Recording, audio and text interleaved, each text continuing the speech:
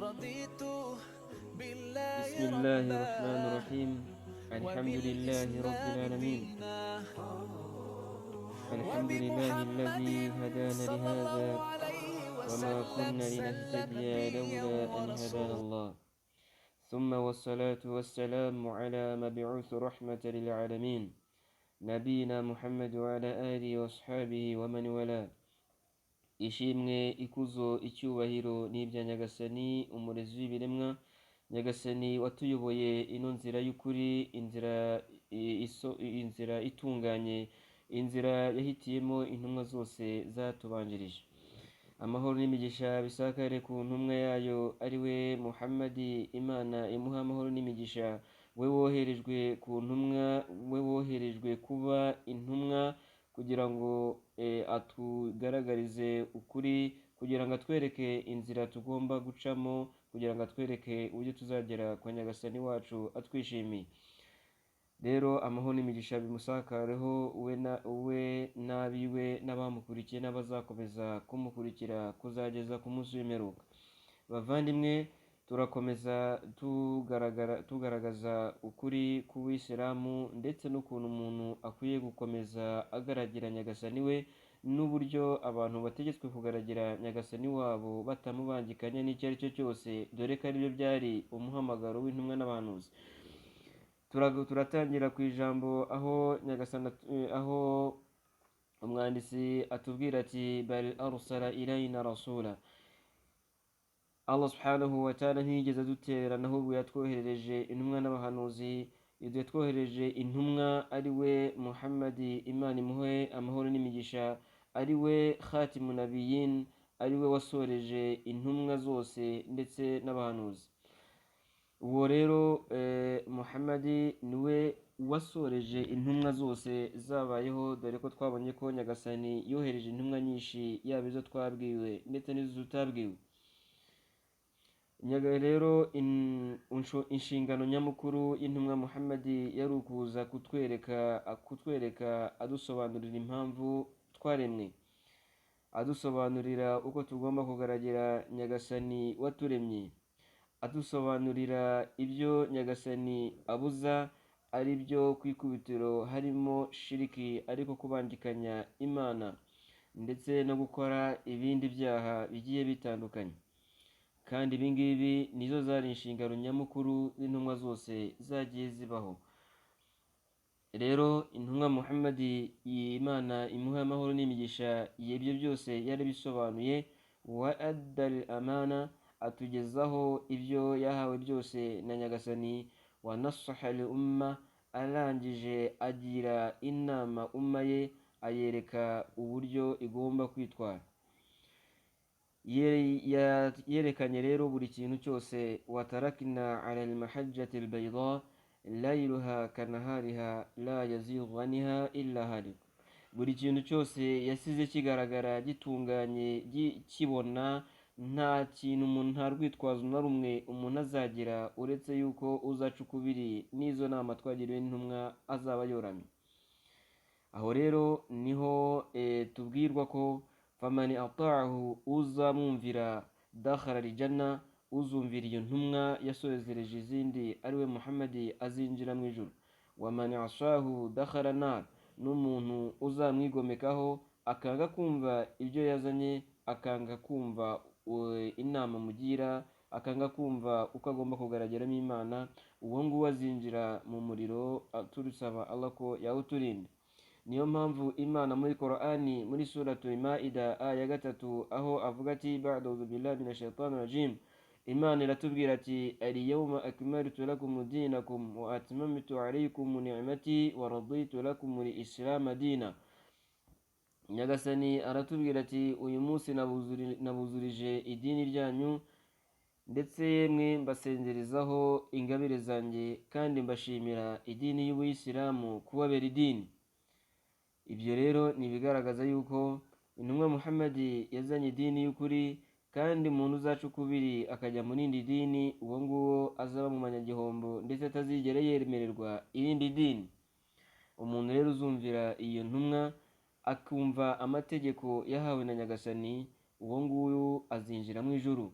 n'uzaca ukubiri akanga kumva ibyo abuzwa n'intumwa y'Imana mu byaha ndetse n'andi makosa yandi agiye atandukanye, uwo nguwo azinjira mu muriro. Ibyo rero byemezwa n'amagambo y'Imana aho aboneka muri Qur'ani, nko muri suratu Nisa aya 80, aho Nyagasani atubwira ati man yuti'i rasula faqad ata'a Allah, umuntu uzumvira intumwa azaba yumviye Nyagasani. Ibyo biratugaragariza yuko umuntu uzaca ukubiri n'amagambo y'intumwa, uyu nguyu mu by'ukuri ntabwo Imana izamurebesha ijisho ry'impuhwe. Nanone kandi Nyagasani muri Qur'ani muri suratu Nisa aya 64 aratubwira ati wama arsalna min rasulin illa liyuta'a bi'iznillah, ati ntabwo twigeze twohereza mu ntumwa n'imwe uretse yuko zagombaga kubahwa zikumvirwa kubera Nyagasani wazohereje, kubera Allah subhanahu wa ta'ala. Nanone Nyagasani aravuga ati wa in tuti'uhu tahtadu, suratu Nuru aya 54, Nyagasani aravuga ati nibaramuka bakumviye bazayoboka. Nanone Nyagasani aratubwira muri suratu Nuru aya 56 avuga ati wa'ati'u rasula la'allakum turhamun, nimwumvire intumwa kugira ngo mugerweho n'impuhwe za Nyagasani. Ibi rero biratugaragariza yuko umuntu uzumvira intumwa, uyu nguyu azaba ayobotse kandi azinjira mu ijuru, n'umuntu uzayigomekaho akagenda ukubiri n'amategeko yazanye, uyu nguyu azinjira mu muriro kubera yuko azaba yaragiriwe inama na Nyagasani we ntazumve. Nanone intumwa y'Imana, Imana ihe amahoro n'imigisha, aratubwira muri hadithi iboneka mu gitabo cy'umumenyi witwa Bukhari, akatubwira ati kullukum yadkhulul janna illa man aba, ati buri wese muri mwebwe azinjira mu ijuru uretse wa wundi utazabishaka. Qalu ya rasulallah wa man ya'ba, baramubaza bati yewe ntumwa y'Imana, ninde wakwanga kujya mu ijuru? Qala man ata'ani dakhala aljanna wa man asani faqad aba, aravuga ati wa wundi uzanyumvira azinjira mu ijuru, na wa wundi uzaca ukubiri uzanyigomekaho, uwo nguwo azaba yanze kujya mu ijuru. Rero ijambo ry'intumwa y'Imana aho yavuze ati rivuga ngo aba, uwo nguwo nyine azaba yanze kwinjira mu ijuru kubera yuko uwo nguwo azaba yigometse ku mategeko y'intumwa y'Imana kandi ariyo yahawe, ayo mategeko yarakuye kwa Nyagasani.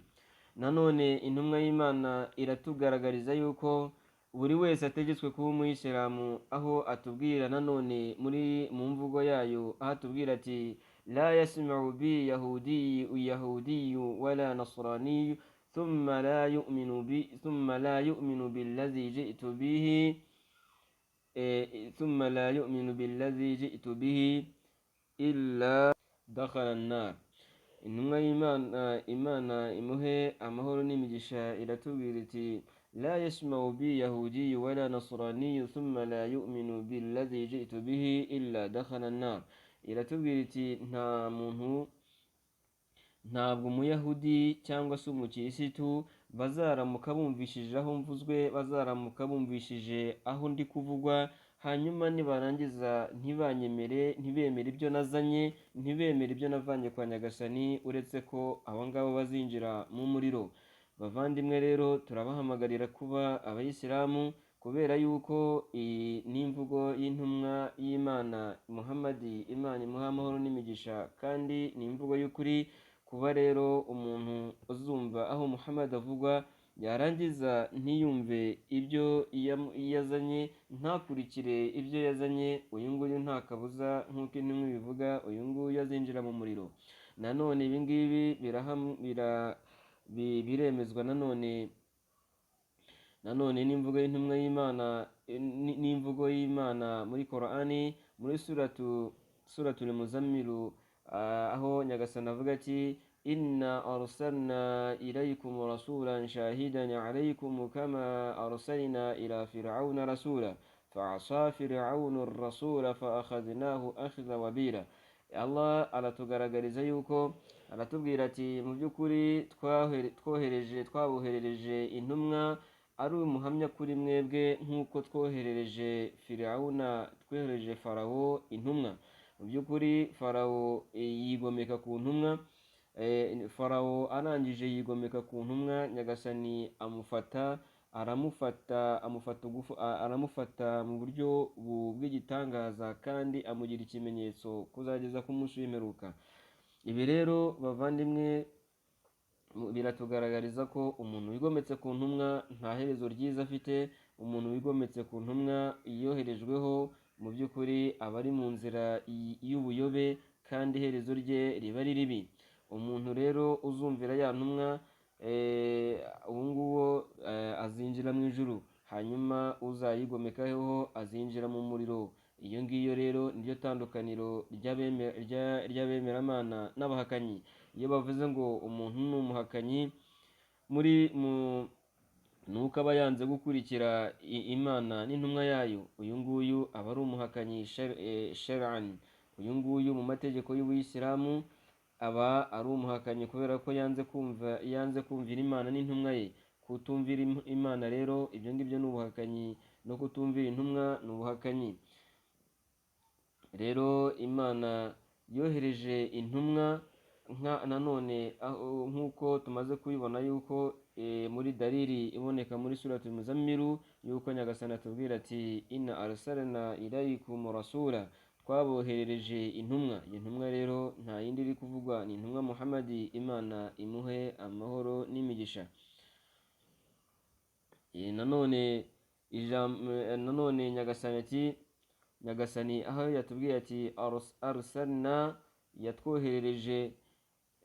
Ibingibi ntabwo ari ukuvuga ko ba nyagasani ari benshi cyangwa se Imana ari nyinshi, ahubwo nyagasani niwe wishyira muri ngenga ya mbere y'ubwinshi mu rwego rw'icyubahiro yihaye. Rero aho nyagasani avuga ati ilaykum, mwebwe, iyi ngiyi iragaragaza ibiremwa bibiri intumwa y'Imana yaje kubwiriza, ari bo amajini ndetse n'abantu.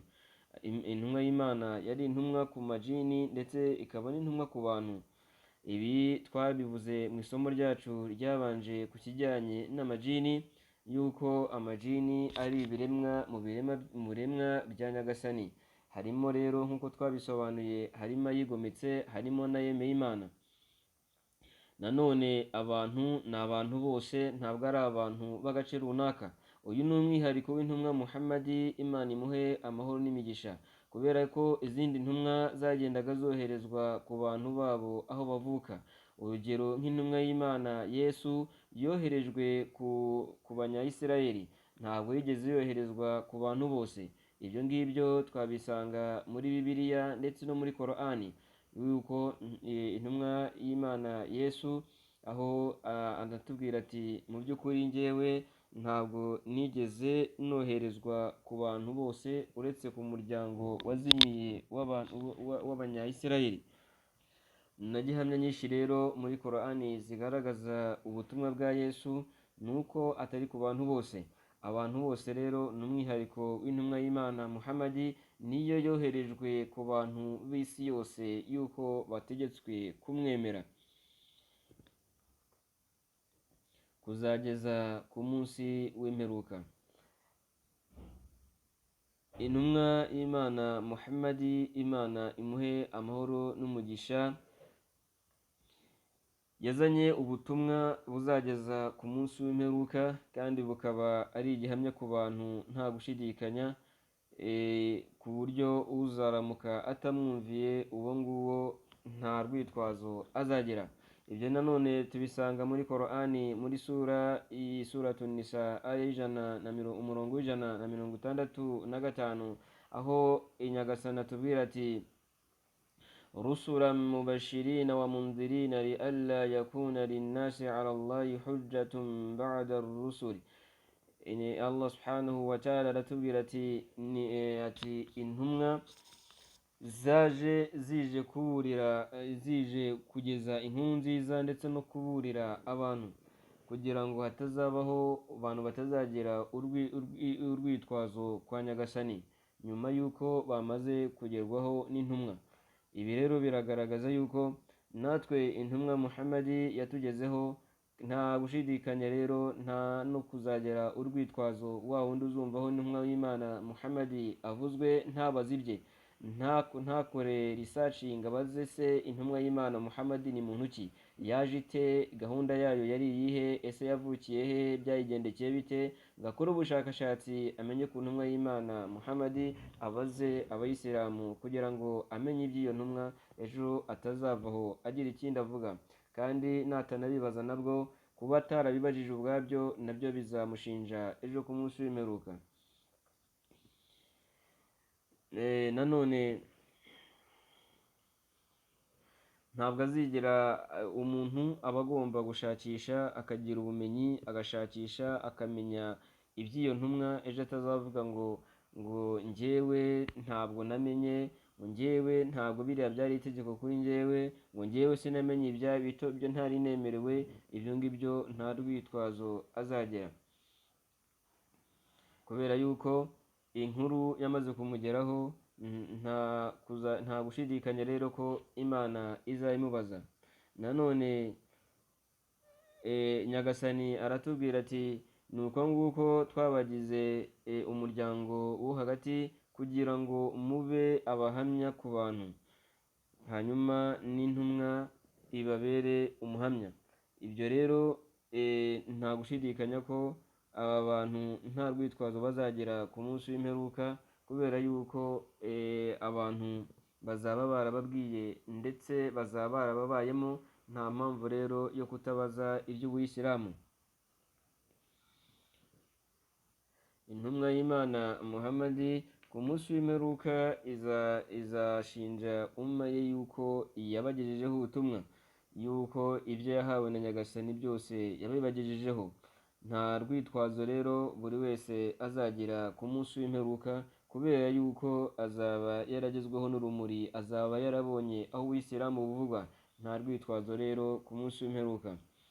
Ntabwo umuntu azavuga ati ntabwo nigeze ngerwaho n'ubutumwa, nta nubwo nigeze mbona umuntu uza kumburira kugeza ubwo apfuye ari umuhakanyi. Ibyo ngibyo ntabwo azabyitwaza, ahubwo azahita ajugunywa mu muriro kubera ko yanze gukurikira idini y'ubuyisilamu. Rero aba bantu ku munsi w'imperuka bazajugunywa mu muriro, ahubwo abarinzi b'umuriro bagende babaza ibibazo, kubera yuko bari kubajugunya mu muriro babaza nimba ubutumwa butarabagezeho. Nimwumve ukuntu nyagasani atubwira muri suratul Mulku ku murongo waho wa 8 kugeza ku wa 9. Nyagasani aravuga ati kullama ulqiya fiha fawjun sa'alahum khazanatuha alam ya'tikum nadhir قالوا بلى قد جاءنا نذير فكذبنا وقلنا ما نزل الله من شيء إن أنتم إلا في ضلال كبير. Nyagasani aratubwira muri iyo mirongo ahatubwira ati nibaramuka bari kubajugunya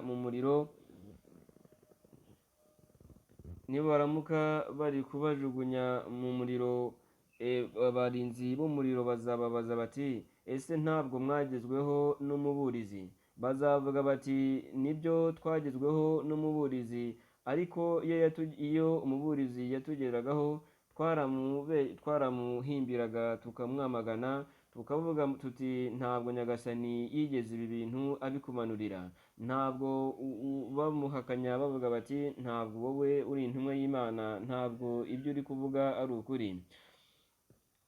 Ati ahubwo icyo bavugaga bazakomeza bavuga bati twarabwiraga izo ntumwa tukazibwira tuti in antum illa fi dalalin kabir. Ati twarababwiraga tuti nta kindi uretse ko mwebwe mwayobye muri mu buyobe. Ibi ngibi rero nyagasani arimo arabitubwira ku bizaba bihari ku munsi w'imperuka, ubwo abantu bazaba barimo binjizwa mu muriro. nta gitangaje rero yuko no muri iyi minsi abantu uzasanga barimo bakubwira yuko kuba umuyisilamu ari ubuyobe, barimo bakubwira ko kuba utemera intumwa Yesu ngo umwemere nk'Imana ngo wayobye, kuba utemera yuko Yesu ari umwana w'Imana bazakubwira yuko wayobye. Ariko mu by'ukuri ibi byose ntabwo ari ukuri, ahubwo ukuri ni uko intumwa y'Imana Yesu atari Imana, atari n'umwana w'Imana. Ibyo ngibyo babyemere cyangwa se babihakane, ariko nuko ukuri twakubagejejeho yuko Yesu atari Imana, atari n'umwana w'Imana, yewe na Bibiliya bagendana irabihamya. Rero aba bantu bajyaga babwira intumwa yuko intumwa arizo zayobye, bakazibeshyera bakazitoteza, abangaba bazahura n'ibibazo. Kuba turi kubabwira yuko intumwa Muhammadi ari intumwa y'Imana, ntibagire ikintu bavuga, ahubwo bakakivuga bavuga ikintu kibi gusa, bumva yuko abayisilamu aribo bayobye, ibi ngibi bizabagaragarira ku munsi w'imperuka. Twabagejejeho ubutumwa, nta rwitwazo ku munsi w'imperuka bazagira. Intumwa zatugezeho, ndetse yemwe nta gushidikanya yuko ku munsi w'imperuka izo ntumwa zizashinja abantu bazo yuko zabagejejeho ubutumwa. Nyagasani kuba arimo atubwira yuko yohereje intumwa kwa Farawo, hanyuma Farawo kubera ukwiyemera kwe n'ubwami bwe bw'igitangaza yari afite mu Misiri, yari afite hariya mu Misiri, akigira igitangaza, akigira kataraboneka, akavuga ati ni njyewe Mana, akanga kwemera intumwa y'Imana Musa. Yari intumwa y'Imana Musa ariwe Moyize yari yatumweho na Nyagasani, akanga kwemera. Ibi ngibi bizamugeza kure ku munsi w'imperuka, ndetse n'ibihano yabitangiye ubwo yafatwaga n'amazi akurikiye Musa n'abantu be. Ahubwo ubwo yagerwagaho na Musa aje kumubwira ngo yemere Imana, yaramubwiye ati njyewe ndi Imana yanyu iri hejuru, ati ntimwemere ibyo Moyize cyangwa se Musa ari kubabwira, ahubwo mumenye ko ari njyewe Imana yanyu iri hejuru. Musa rero ariwe Moyize yigometse ku ntumwa, yanga kumvira intumwa, hanyuma Nyagasani amumirisha amazi, asoma nkeri, iherezo rye rimubana ribi. Nta gushidikanya rero yuko Firawuna cyangwa se Farawo ari mu bihano, nk'uko Imana itubwira muri Korani muri suratu Ghafir aya 46. Nyagasani aratubwira ko Firawuna ari mu bihano, aho atubwira ati annaru yu'raduna alayha ghuduwan wa ashiya, ati mu by'ukuri umuriro barawerekwa mu gitondo na nimugoroba.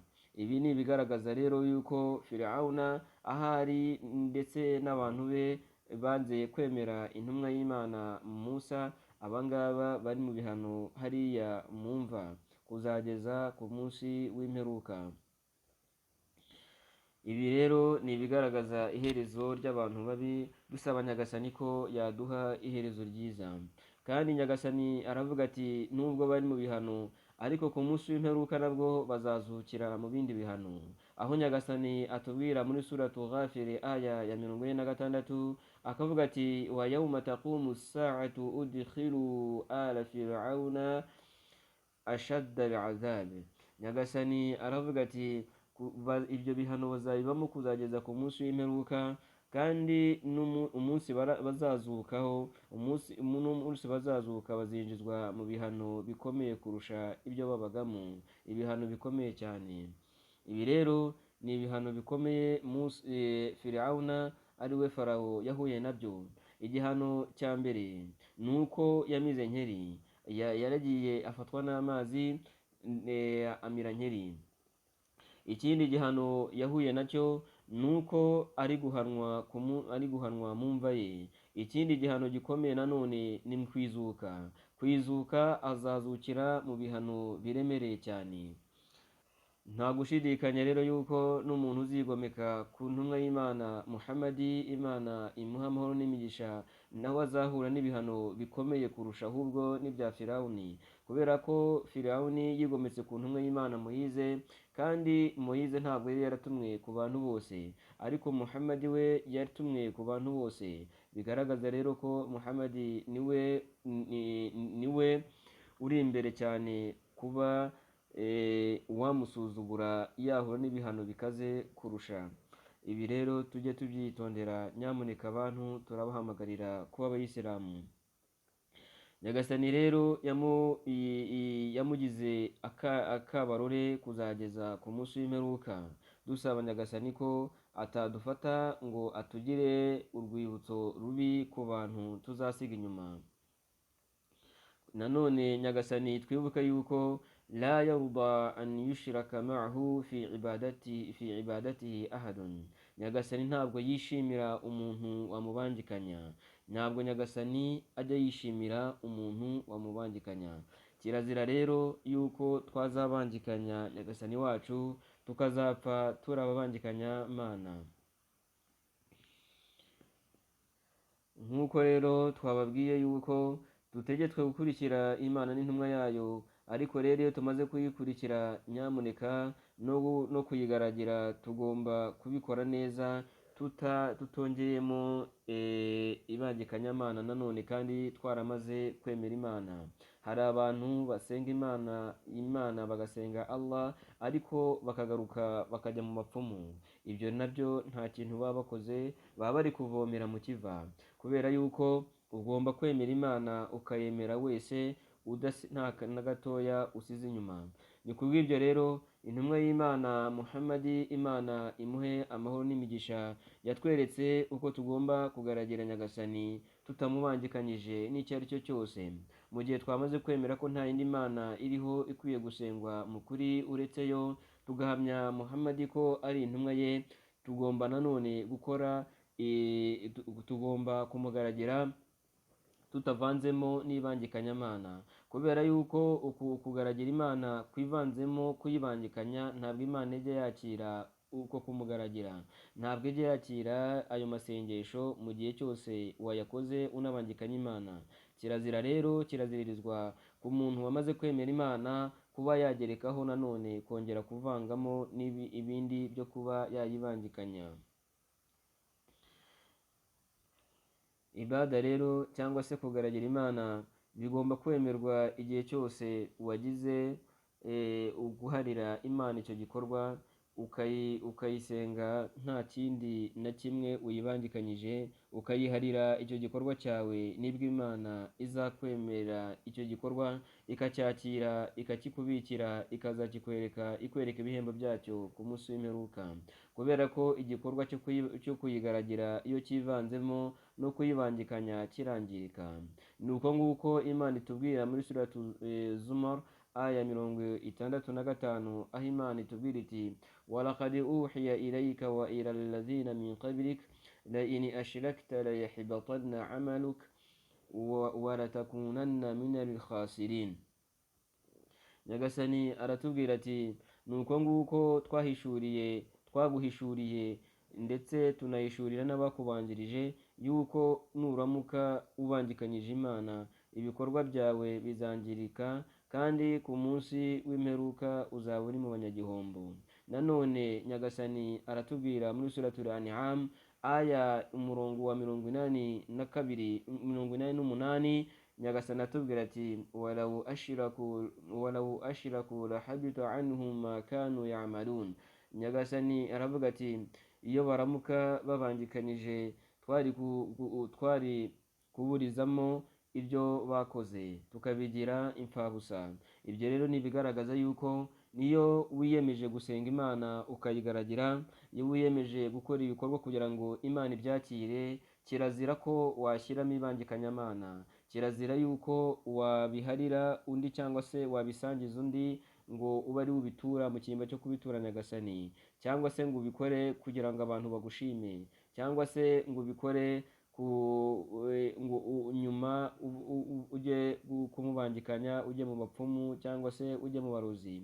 Ibi ngibi bituma bya bikorwa byawe byangirika. Nanone Nyagasani aratubwira ati mumusenge kandi ntimuzamubangikanye n'icyo ari cyo cyose. Aya ni iya 36 muri isura yitwiwe abagore, suratu Nisa, aho Nyagasani avuga ati wa'budullaha wa la tushriku bihi shay'a.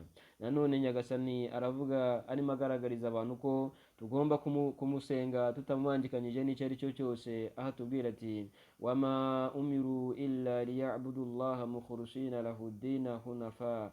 Nyagasani muri suratul Bayyina aya 5 aratubwira ati nta kindi bategetswe uretse kugaragira Nyagasani bamwereza idini kandi bicishije bugufi. Nanone Nyagasani aravuga ati ntabwo twigeze twohereza mbere yawe mu ntumwa uretse yuko twamuhishuriraga tuti annahu la ilaha illa anna fa'budun. Ni muri suratul Anbiya aya 25 Nyagasani aravuga ati wama arsalna min qablika min rasulin illa nuhi ilayhi annahu la ilaha illa anna fa'buduni. Nyagasani aravuga ati ntabwo twigeze twohereza, arabwira Muhammad akamubwira ati ntabwo twigeze twohereza mbere yawe ngo twohereze intumwa n'imwe uretse yuko twayishuriraga ko niramuka twayishuriraga ko nta yindi mana iri kwiye gusengwa mu kuri uretse jyewe. Rero fa'buduni ni mungaragire. Uko niko Nyagasani atubwira kuri uwo murongo. Nanone Nyagasani aho agaragaje ati la ilaha illa ana, nta yindi mana iri kwiye gusengwa mu kuri uretse jye. Ibyo ngibyo biragaragaza yuko tugomba kwirinda shiriki aho iva ikagera, hanyuma tugashikama tugaharira Imana ibikorwa byacu by'amasengesho. Ni ukuvuga ngo twirinde ibagikanya Imana aho iva rikagera, hanyuma duharire Nyagasani ibyo dukora kugira ngo azabitwakirire. Nanone muri suratul Isra ku murongo waho wa 23 Nyagasani aravuga ati wa qada rabbuka alla ta'budu illa iyyahu. Nyagasani wamaze gushiteka ko mutagomba kugaragira, mutagomba gusenga, nta wundi mugomba gusenga uretse we. Rero bavandimwe, uramenye ntuzasenge intumwa iyo ari yo yose, uramenye ntuzasenge umumarayika uwo ari we wese, kubera ko nuramuka ubikoze ibikorwa byawe bizaba impfabusa. Dusaba Nyagasani ko yatwakirira ibikorwa dukora, akaduha gushikama ku idini rye twinjiyemo ry'Ubuyisilamu, kandi duhamagarira abantu kuba Abayisilamu kuko aribyo bizabageza ku ntsinzi ihambaye ejo ku munsi w'imperuka. Turabasezeraho rero dusaba Nyagasani ko yakomeza kubarinda, kandi nakagaruka tuzakomeza ku isomo ryacu ry'ubutaha tukomeza tureba uko Nyagasani yagiye ategeka abantu kumusenga wenyine nta wundi bamubangikanya. Mwari kumwe n'umuvandimwe wanyu Rugema Saidi. Assalamu alaikum wa rahmatullahi wa barakatuh. Amahoro y'Imana n'imigisha y'Imana bibane namwe. رضيت بالله ربا وبالإسلام دينا وبمحمد صلى الله عليه وسلم نبيا ورسولا.